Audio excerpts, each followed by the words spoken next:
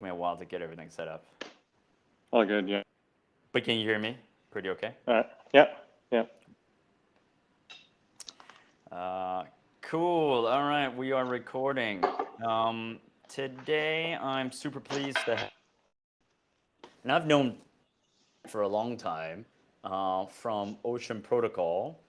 And he's currently traveling across the world, but he's built Ocean Protocol. I'll let you do Ocean Protocol, Trent, later on. But he is the biggest brain that between AI and blockchain. And because I think you academically studied AI, and then you built a few kind of startups, I think, in that space, and then headed to blockchain really, really early on, and really are, I think, one of the three, I think we identified it, to start exploring the intersection between the two earlier than most other people.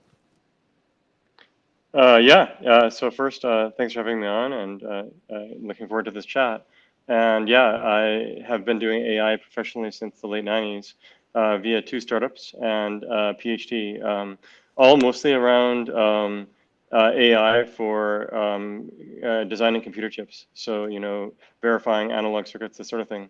And then, yeah, I've been basically full-time in blockchain since 2013, 2014, doing NFTs on Bitcoin, decentralized databases, and since 2017, Ocean Protocol, which is about unlocking data for use in AI. Right. And yeah, Ocean Protocol, I mean, it's gone through an evolution, and it's exciting actually where you're headed to. We met up in Hong Kong a few weeks ago. But yeah, you want to talk a little bit about Ocean and where you're at right now? Sure, why not? Yeah. So overall, what led to it was it was about 2016, and I started asking questions to myself. Um, I've been doing AI for years and years before that, right? And then I'd sort of paused doing AI for a while I was doing the NFT stuff and so on. But I missed Right. AI. I think AI is really cool. And also, decided to sit down and start writing down ideas to myself about how these things could intersect, and also chatting with friends. So what came from that was initially a series of articles in I think mid 2016 Okay. on AI DAOs, and this is basically AIs that can be self-owning and making their own money. Like imagine an AI art generator that just lives on chain and makes money, and that's much more conceivable to more people now than it was back then. But this sort of thing has been possible for decades from a perspective of AI. So there was that, and then that was kind of for fun, but it led me to thinking more stuff around AI. And so I sat down and wrote another article, sort of myself, to clarify the thoughts about blockchains for AI, and this was late 2016. And I sort of turned the crank on all the different possible applications, and a lot of cool things came out of that, a lot of really interesting ideas. And it seems that though all roads led to this crux of a problem, which is how do you get AI training data into the hands of AI people, Right. and can blockchain help?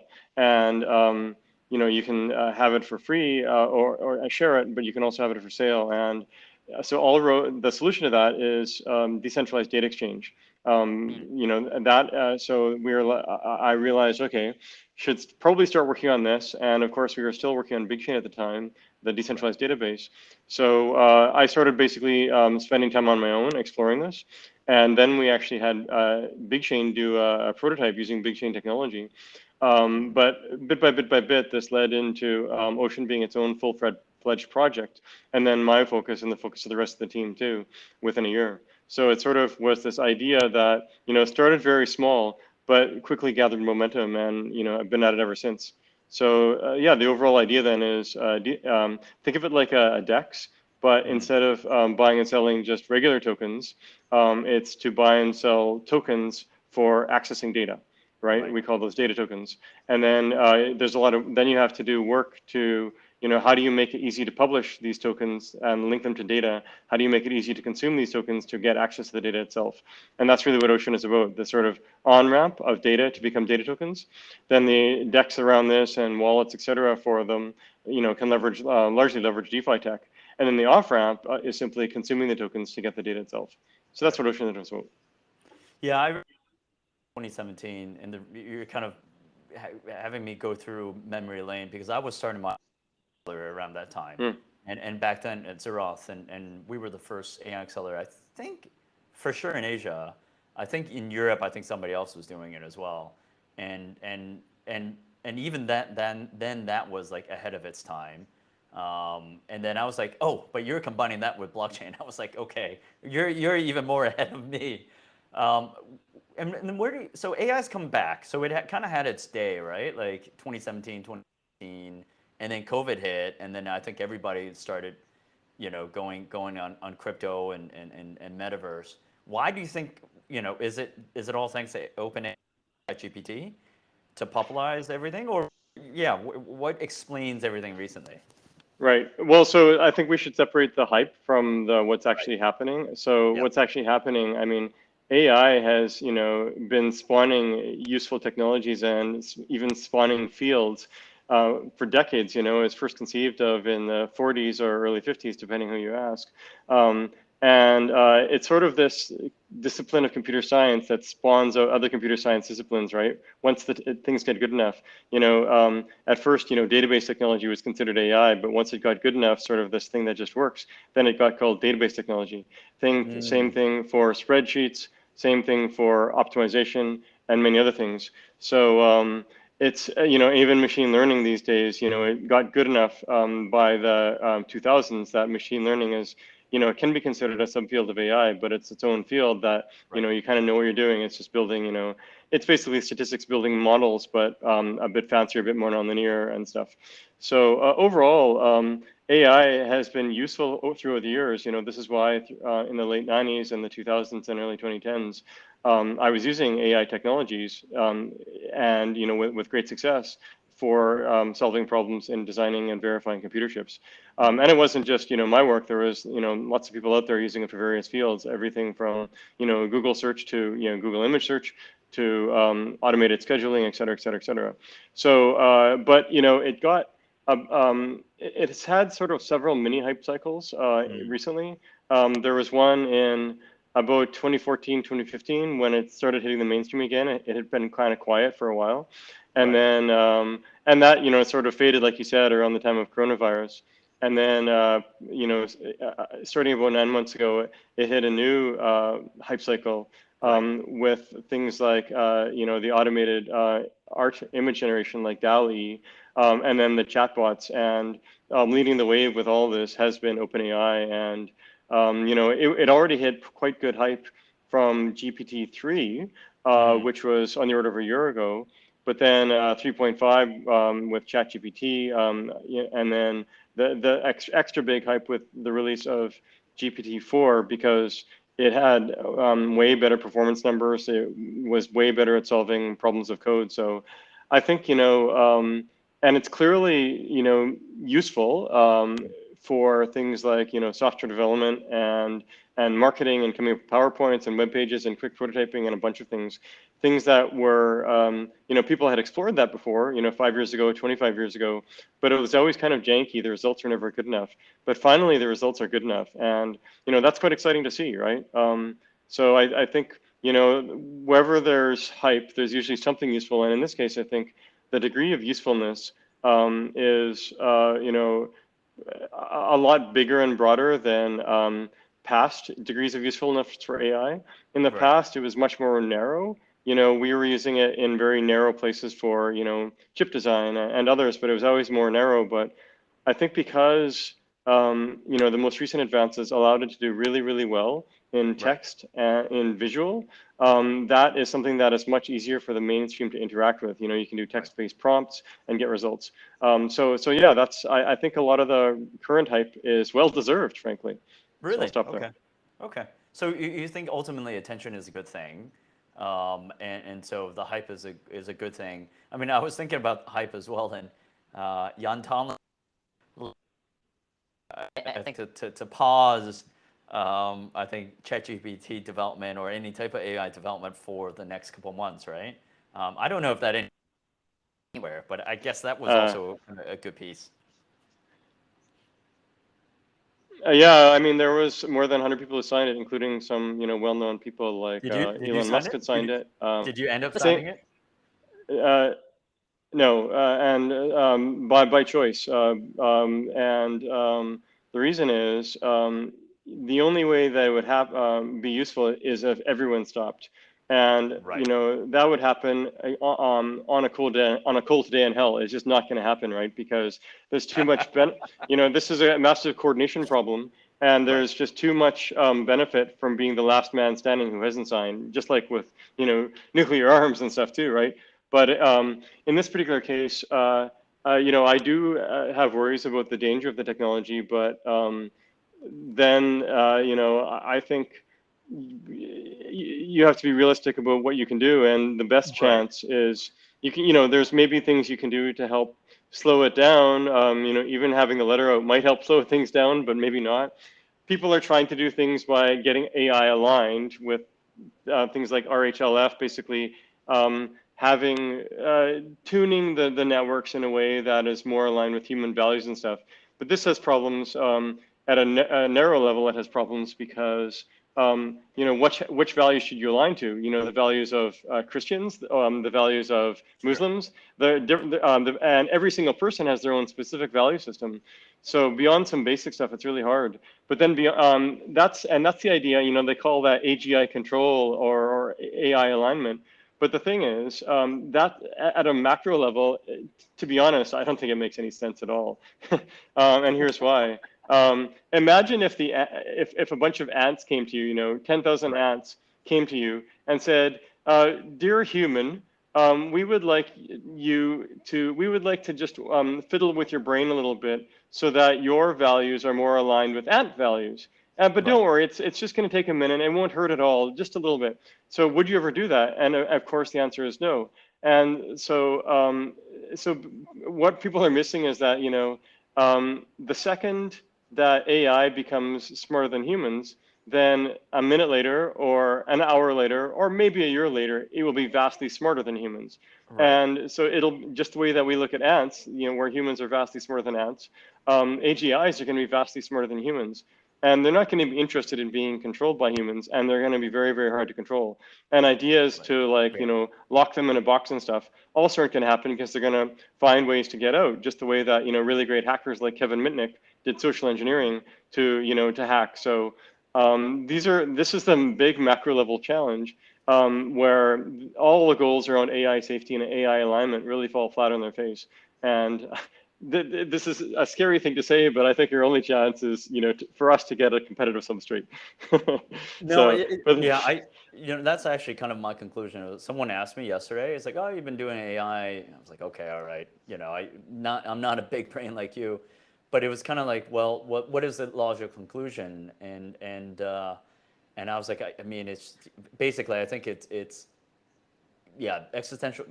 Again, I love Jan Tallinn, but the existential risk, I think Institute, it's not going to help. These letters are not going to help, and I think it's just inevitably, I think, a historical type of progress, and it's a slow march to a new world order, right? And I don't think there's anything anybody can do about it. I don't know. yeah, Yeah, yeah. It's yeah, not but I a mean, doom and gloom, really. yeah, but overall, this isn't necessarily like this. This can be an okay thing, right? Like Right. Exactly. fast forward, 50 years from now, and I think it's reasonable to conceive that most patterns of intelligence will be on a silicon substrate or some post-silicon substrate, simply because it's more competitive, right? And we know for sure are going to be on that. And the only question is, do we also want human patterns of intelligence on there, where the provenance has emerged from, our brains, but then, got themselves into that silicon or post-silicon substrate somehow. That's the only difference. That's the only question we have is, do we want, thoughts and thinking and consciousness to be on Mm. that post-silicon substrate or not. And so, we shouldn't define humanity as bound to our meatbag bodies, right? Our bodies kind of suck, right? When you're 90 years old and your body is dying, you can't do anything. Some people are happy to pass on and let go. My grandfather was like that when he was 94. But at the same time, I don't want to die when I don't want to die. So, Mm. ask me when I'm 90 if I want to, if I'm happy to let go, especially if I know that I have a chance to go to another substrate, then I can keep going, right? And so that, to me, we can view as an evolution of humanity itself. Yes. And, but it is a bitter pill to swallow, right? Because everyone, equates humanity right now with the physical bodies, and we don't necessarily need that. And one of the arguments too is, well, if you only have your brain and not the physical body, is that human? And of course, you can simulate the rest of the body too. That's not a big deal, right? So, and it can, as far as your pattern of intelligence is concerned, you're still, in an environment that feels human, like your current human experience. So Right. this is probably the only, practical way forward. These other things about, pausing and stuff, it's a beautiful idea, but wishing doesn't make it true, right? Right. That's the core problem. Right. And actually, so I think there's a lot of angst, and I see. So this wave, I think, is not as bad as the last wave, where there's a lot of angst about kind of AI and that taking over. Aside from this letter, but overall, and I'm kind of slightly changing gears a little bit, but I think there's certain angst about the world, right? So I'm adding this and adding, and it kind of let me kind of give me a bit of rope, but Yep. I'm going to paint the scene a little bit. But it's there's so when I see kind of AI, I see kind of angst. When I see kind of what's happening in crypto, and I use in then I think about like Balaji's Bitcoin prediction, which is I think 1 million. I don't think he's anywhere close to that at this point. But his prediction is directionally correct to some degree, and because I think the underlying is really kind of this flight to safety because of currency risk. And then you start seeing kind of actually the U.S. dollar being actually at under threat. I mean, with the BRICS, I think rising in power, I think the yuan is being used as a settlement currency in parts of the Middle East and parts in South America. And I also heard something about Argentina as well. I think there was some recent news about Argentina and currency and their U.S. dollar holding. So I guess all in all, the world is going through some sort of flux, I think. And I guess I use is the negativity of AI as a lens to view, I think, the rest of the world and world events. I don't know. Do you get that sense as well? Yeah, I mean, I think, you and I are about the same age. We were raised in a relatively stable period for the world, Right. right? And our parents were too, right? Like if you're born, right before World War II ended, or in the 10 or 20 years afterwards, or one of the follow-up generations, you haven't seen massive wars, right? But Yes. before that, before say 1945, there was almost unending conflict for Right. almost all humans, right? And it was, very choppy waters, obviously, from World War I and World War II. But even before that, there was kind of, always a war every generation, right? So Right. we haven't seen any wars for a few generations. And so for us, war is weird, war is choppy. And we're kind of like, because of that, our way of viewing the world is much softer in that. But at the same time, because our view of the world is softer, we have had the luxury of focusing on building technology, being naturally more optimistic, focusing on, building a better world and in a truly better way, right? So, but going back to the war thing then, to your question, if I do see this, I see a few sort of challenges, right? One of Mm. them is, yeah, so there's climate change, there is Right. AI, there is geopolitical shifts due to sort of, power of empires, all that. Mm. And there's also, uh, you could call it geopolitical shifts due to, new technology, most notably uh, crypto and AI, right? Crypto Mm. in this case. But crypto is more of a solution to some of this, and AI is both a problem and a solution. But keep in mind too, like, the U.S. dollar hasn't been, currency for the world. It's only been like that for, Yes. 100, 200 years, right? Right. But we've gone through, a different empire every couple hundred years for thousands of years, right? Right. Ray Dalio in his most recent book about, how nations are failing, he went from the Dutch with their the leading empire to the British to USA, and he laid out 7 phases. And from the first phase where they're sort of learning a lot, and then second phase they're starting to get traction with their currency, And by the phase, five and six, their currency is the leading currency, and the tail end of phase six is when there's starting to be issues with the currency, and phase seven is, revolution or war, where they lose the currency status. So that's, something in the past. So overall, I think it's really instructive to look at the longer arc of history, whether it's wars, whether it's shift of empires, etc. And now we are once again entering, choppier waters. You could call it, we're in 1913 or 1915, leading into World War I type setup, for example, as a possibility.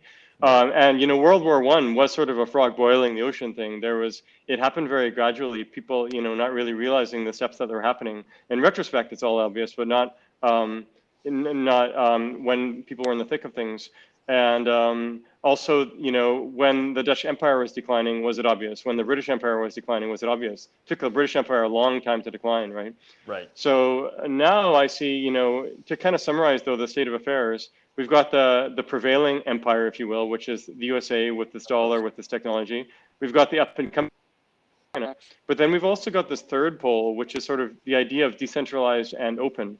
And that works its way on many, many different dimensions, whether it's for money, instead of closed controlled US money or closed controlled Chinese money, you have Bitcoin and DeFi and all of that. And same thing for closed controlled AI from Americans or from Chinese, or you can have it open, right?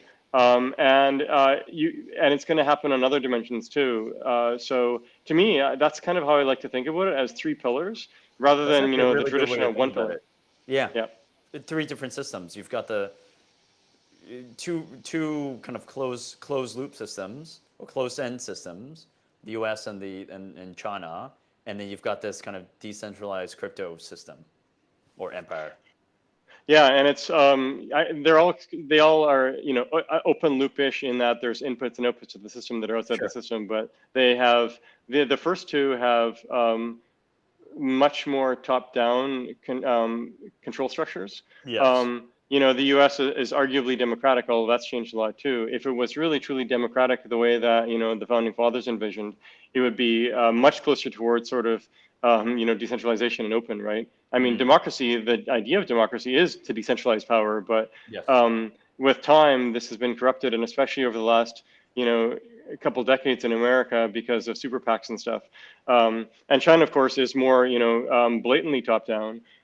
So yeah, it's the three pillars, and obviously decentralization its aim is to be top down, and it's not easy though. Sorry, its aim is to be bottom up, but it's not easy as well, right? Because people behind protocols can get tempted to try to give control, but there is a path to do that, and that is to lock it open by default, to paraphrase Brewster Kahle from Internet Archive, right? Okay. So locking the web open, locking control to be decentralized, et cetera, so that it's not even possible to corrupt. And I think this is, important. So on that decentralized kind of, that may be a, decentralized internet first type of empire, if you will, that cuts across everything. Where do you kind of, so there are obviously other geographies, right? Like Europe and Latin America and Africa. Where do you see kind of that they stand, or do you think they're second fiddle, third fiddle type of thing? Second fiddle. Well, they're not going to admit it, but they are, right? So the French will never admit to that. Yeah, for sure. Nor will the Germans, right? Canada's used. I'm born and raised in Canada, right? So I'm used to being second fiddle to America anyway, right? That way, as a Canadian.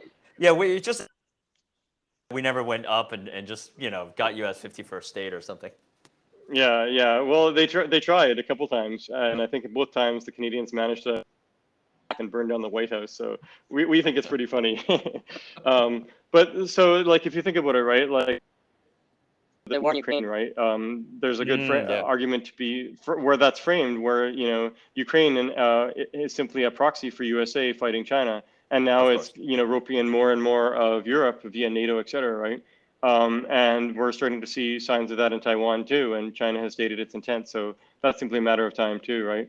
But there's heavy, Taiwan is actually a much more important target to both sides than Ukraine, because semiconductors, right? I mean, this is the beating heart of the progress of the world, is manufacturing these chips. And Taiwan has manufactures more than 50% of the chips in the world and has the leading processes too, right, with TSMC. So that is China and the USA. But yeah, that to me is very choppy waters going forward, because China has signaled its intent to take this over in some way or another, whether it's economic or military or otherwise, right? So and to me that raises a big question: what will become of the technology then, right?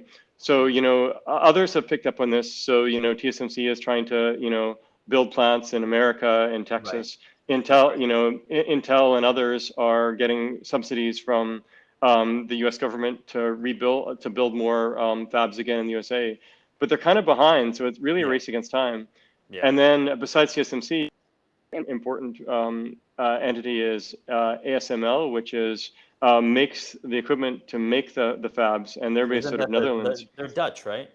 Yeah, they're Dutch. So Yeah, that's going to be very interesting geopolitically too, right? And it's going to be interesting to see what's China going to do about that, right? Because Netherlands is a bit more under the control of USA. Not, I shouldn't say control, but they're a bit more aligned with USA. But who knows, right? I mean, some European countries, even in the last couple of months, have started to signal being open to iterating with China more. So you never know, right? China's doing it, a very good job in trying to, like from a China, if you're China, you're like, wow, our leaders are doing a good job to reduce the control of the American dollar, right? Yeah. And with the BRIC stuff, et cetera, right? Like Saudi Arabia, they managed to snatch Saudi Arabia from right under US's nose in terms of alignment, right?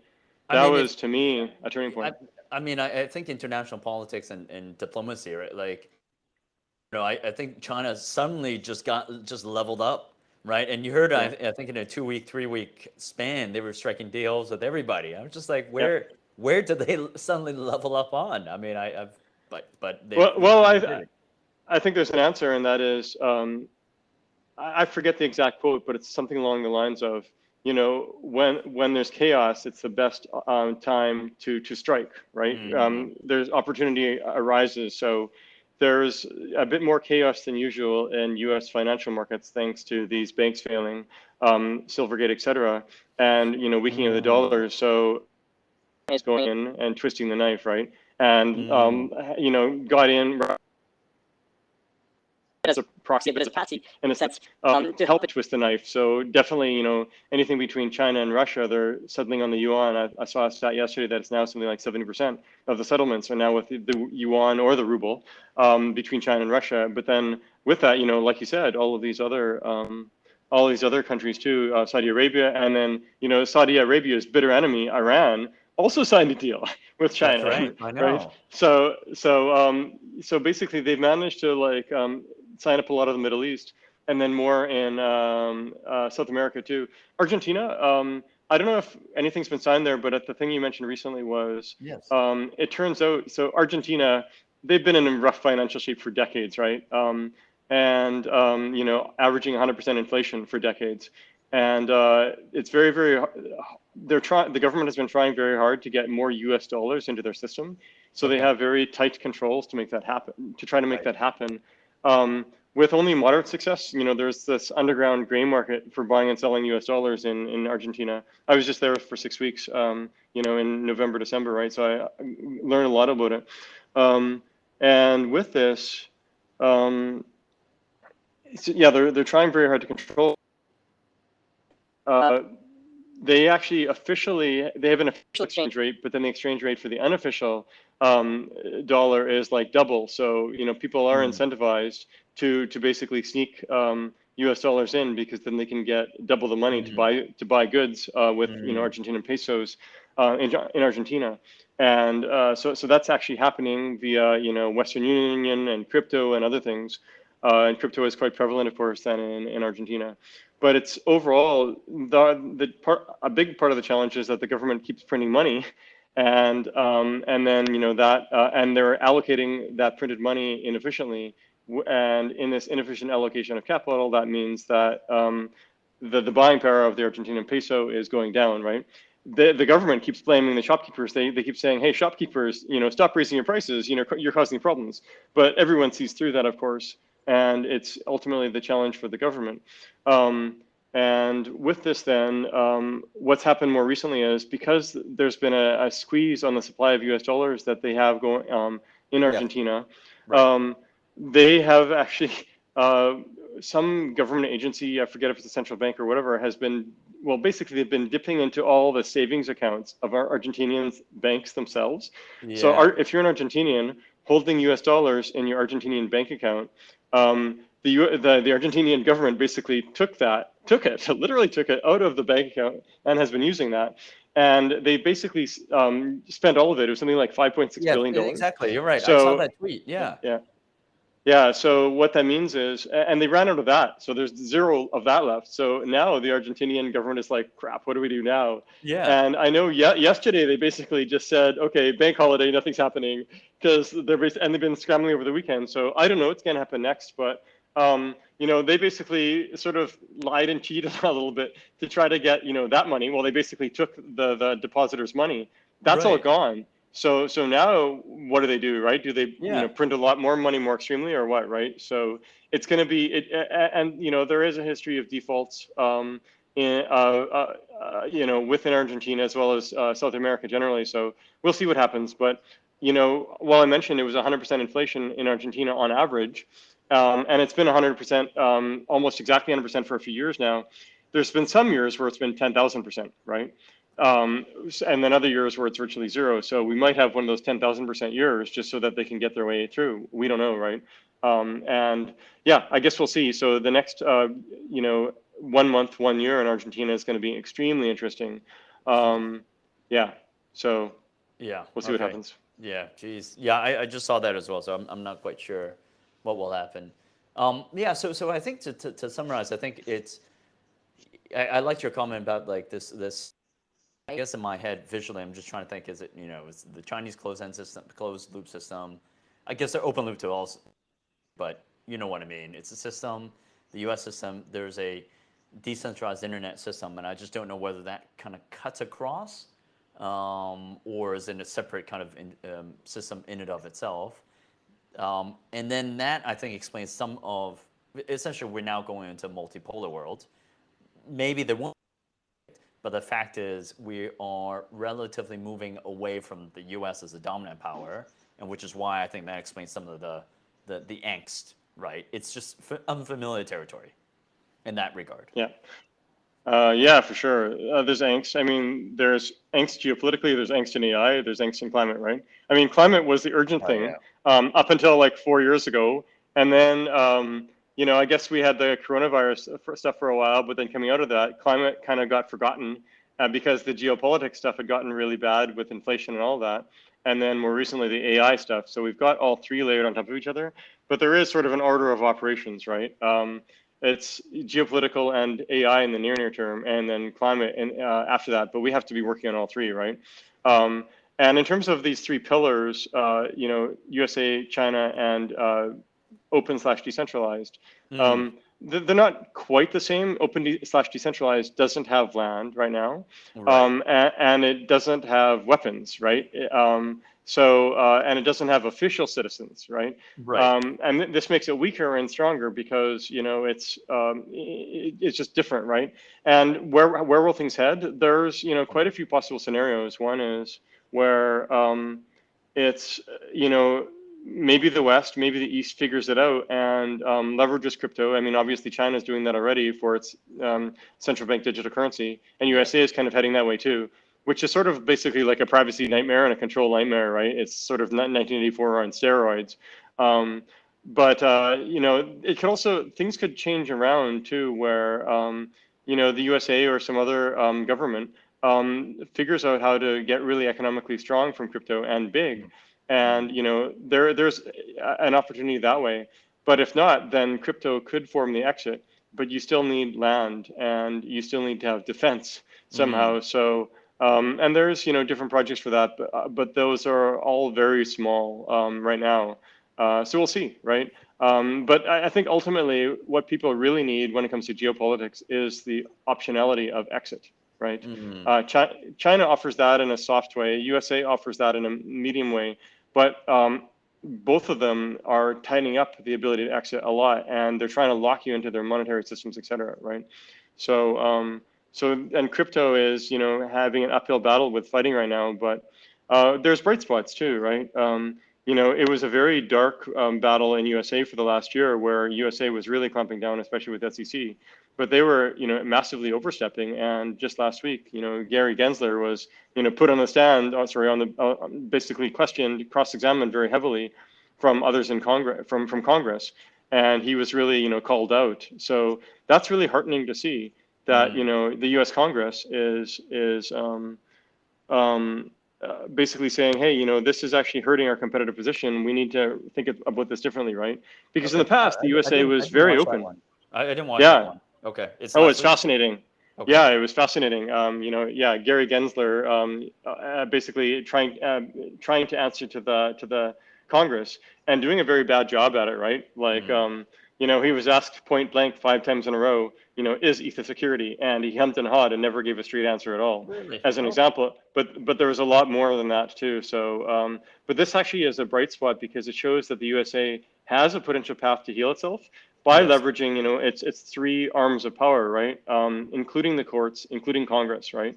So, and to basically mitigate the power of like SEC, where SEC was overstepping. So this is really healthy. We'll see. Yep.